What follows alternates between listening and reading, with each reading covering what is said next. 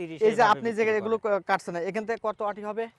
এই যেগুলা এই জায়গায় কাটেছে এগুলো 20 আটি হবে মিনিমাম। মিনিমাম। আচ্ছা, আরো কাটবেন? জি আরো কাটবো। আচ্ছা, তাতে কত মোট টোটাল? মোট 100 আটি কাটবো। 100 আটি 100 আটি কাটবো আজকে? আজকে বিক্রি করবেন কখন? বিক্রি করে ফেলা যেছে আজকে। বিক্রি হয়ে গেছে? হ্যাঁ হয়ে গেছে। আচ্ছা, ও মানে যার কাছে বিক্রি করছেন আপনি কি শুধুমাত্র এটাই দেন তার কাছে? হ্যাঁ হ্যাঁ, ও তার কাছে তো সবাই নাই, ব্যাপারে সকলেই নাই। 4 আটি 5 আটি 10 আটি 20 আটি সবাই নাই। হ্যাঁ ধুয়ে দেবো। কিভাবে ধোবেন?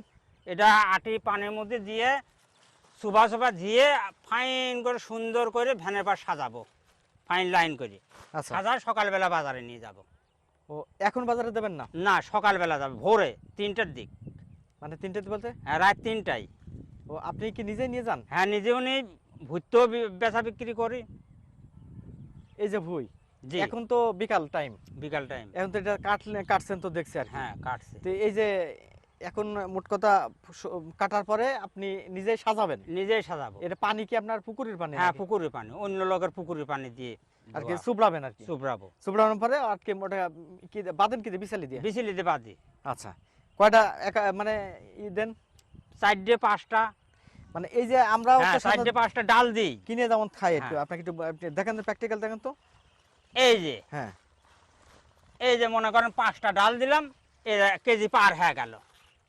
এই যে এইটা পানিত করে সুন্দর করে ধোবো। আচ্ছা, ধুয়ে এবার ভ্যান সাজা, রাত 3টার সময় ভ্যান সাজা বাজারে নিয়ে গেলে পারে বিক্রেতা হয়ে আচ্ছা, যাবে। আমি একটু জানতে চাই, এই যে 3টে বা 4টে সাজালেন, এতে ক্রেতার আপনার ঠকানো হচ্ছে না? না ঠকাবো কারণ আপনার কিভাবে? এক আটি তো আমরা তো বাজার থেকে কিনি, কখনো 30 টাকা নেয়, 20 টাকা নেয়, জি আপনার কিন্তু কয় টাকা বিক্রি করেন? আমরাও, আমার দাম দেবে না তো, আমার ওই 12, 14, 15 এর উপরে দাম দেবে না তো, ওরা ডবল বিক্রি করবে। তারপরও আমরা যতই জরমাই। আপনি নিজে বিক্রি করেন না? মানে না না আমরা খুচরা খরচা বিক্রি করতে পারি না।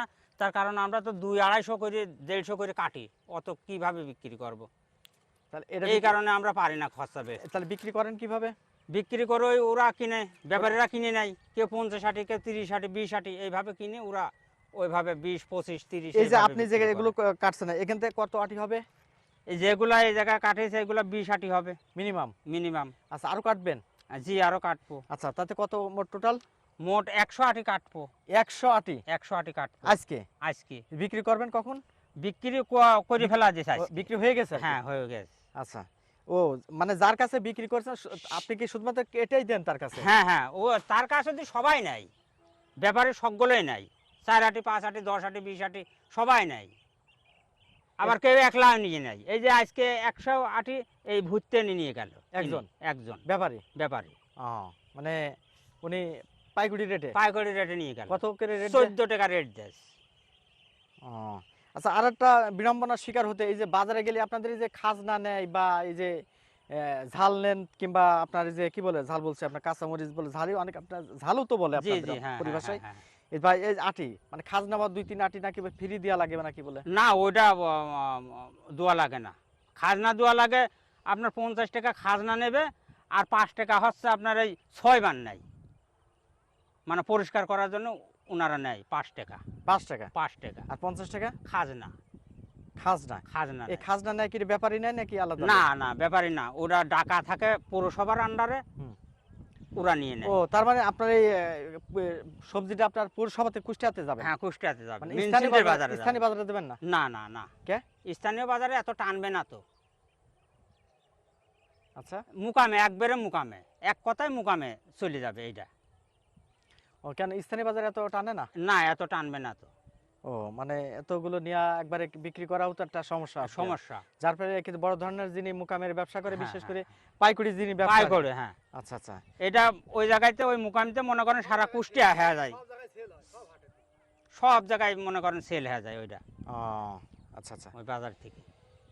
হ্যাঁ প্রিয় দর্শক, আমরা সরাসরি কথা শুনছিলাম একজন প্রান্তিক কৃষকের কাছ থেকে, যিনি পুঁইশাক উৎপাদন করছেন। তিনি আসলে পুঁইশাকটা উৎপাদন করার পরে কিভাবে আসলে বিক্রয় করে সেটা মূলত তার কাছ থেকে আমি জানার চেষ্টা করছিলাম।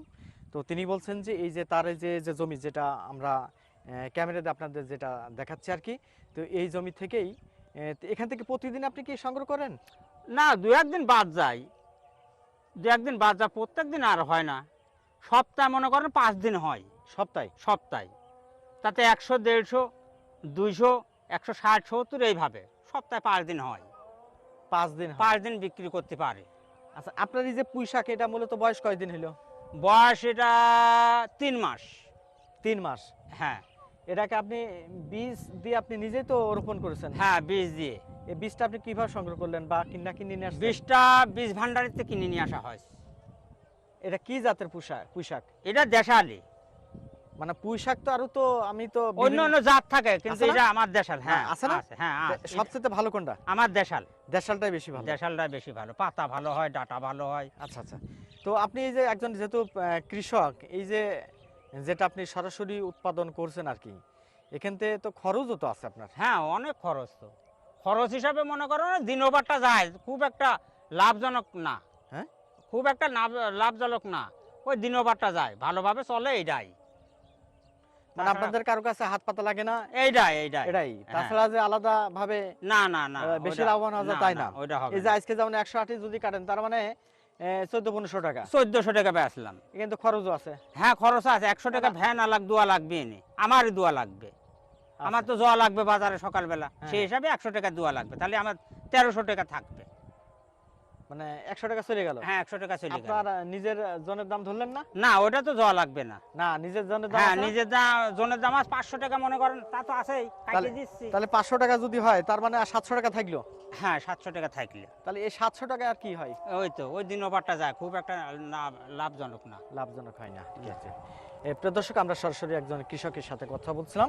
তিনি তার এই যে জমিতে যে পুঁই শাক উৎপাদন করছেন, উৎপাদন করতে যে আসলে তিনি কিভাবে তিনি বাজারজাত করেন এবং কেমন কি খরচ হয়, তো সব মিলে তার কাছ থেকে কথাগুলো এতক্ষণ ধরে আপনাদের আমি সেটা সরাসরি কৃষকের কাছ থেকে সেটা তুলে ধরার জন্য আমি চেষ্টা করলাম।